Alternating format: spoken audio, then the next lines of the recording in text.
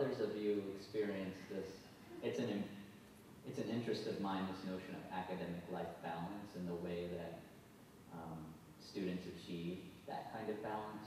I'm in a doctoral program myself, and I have a family, children, and doing the doctoral program full-time, working full-time, being a father full-time, husband full-time, is challenging. So I'm very interested in the individual strategies that people develop to maintain some kind of balance in their lives.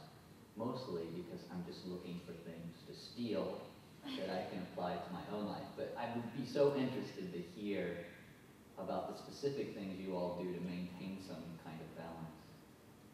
I think it's important just to put aside a certain amount of time for yourself, like whether you go to the gym or whatever you like to do, and just put that time aside, and no matter what happens, school-wise or with work, that time is for that. And I think that allows you to have a better balance, because if you don't put that time aside and you get caught up, you end up not doing that, not taking time for yourself. I think that things like builds up and makes things worse. Do all of you have time carved out, or do you have other kinds of strategies? Well, yeah, I must agree with all whatever we just said about the breaks and especially about planning a day. But one thing I realized is a bit different, because I went to med school. I have been through the rigors of endless studies and endless pages of books. So break definitely helps, and having a schedule is its utmost if you want to pass out of a med school with some sanity left in your brain. So, but one thing I realized what's different about grad school is you need to accept failure. I mean, things don't work as you plan. So you planned a day, like you had so many things incorporated into it, and you started on an experiment, and then you realized it's a failure.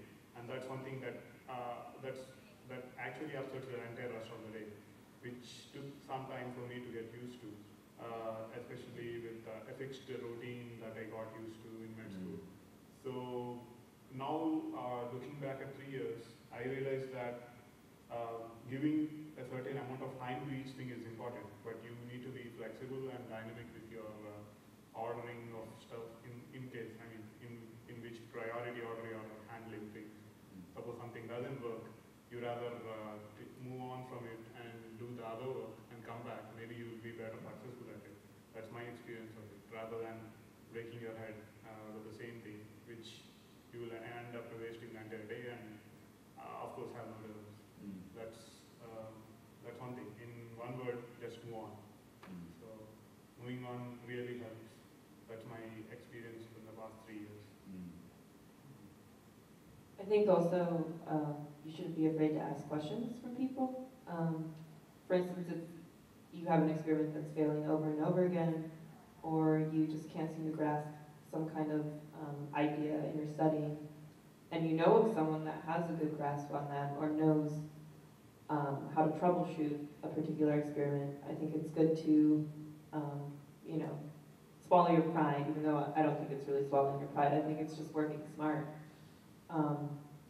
And go and ask for some help, because I think that not only do you have someone that you can kind of talk about your issues with, but then you also might get a solution out of that.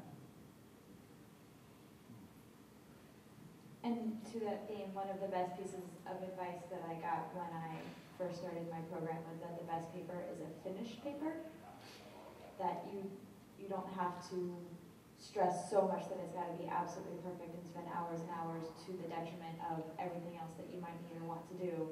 But as long as it's finished, that's where you start, and sometimes that's going to need to be enough. So you mentioned dancing and running.